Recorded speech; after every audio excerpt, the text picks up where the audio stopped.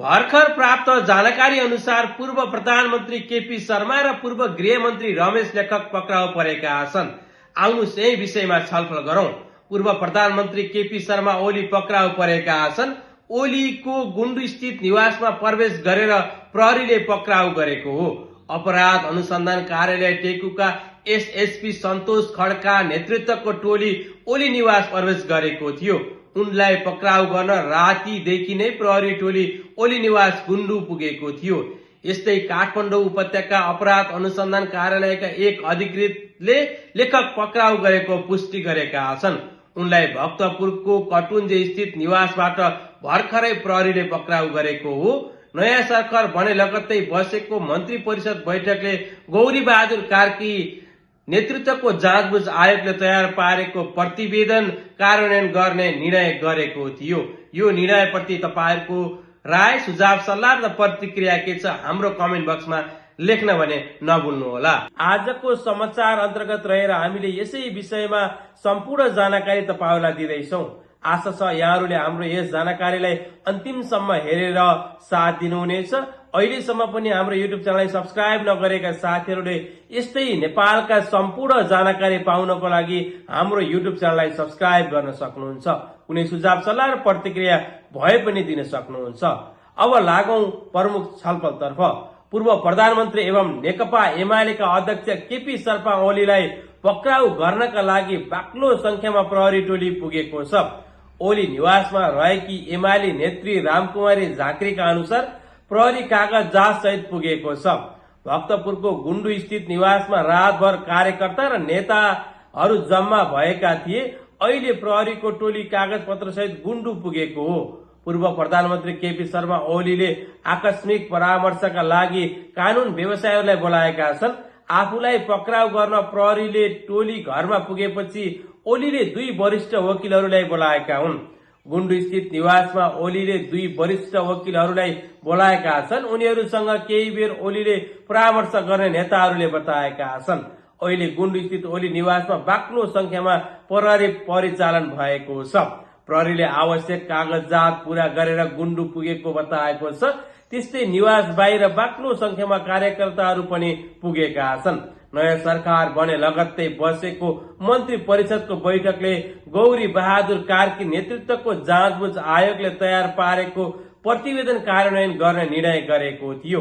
लगत्तै गृहमन्त्री सुदन गुरुङले रातभर सुरक्षा निकायका प्रमुखहरूसँग तारन्तार छलफल गरिरहेका थिए।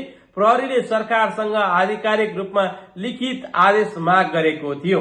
मध्यराती कानून मन्त्रालयका सचिव समेतलाई नक्साल स्थित हेडक्वार्टर झिकाएको थियो।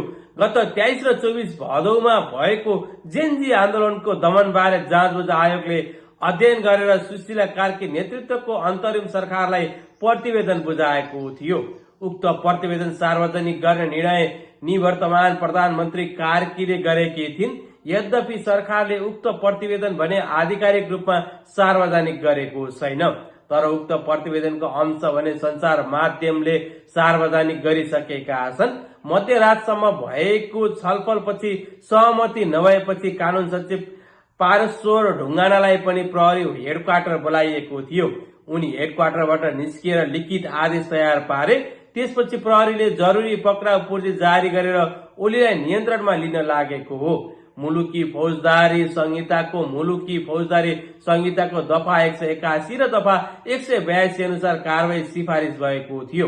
उक्त दफामा लापरवाहीपूर्ण र हेलचेक्राई गरेर ज्यान लिएको कसुर अन्तर्गत कारवाही हुने उल्लेख छ।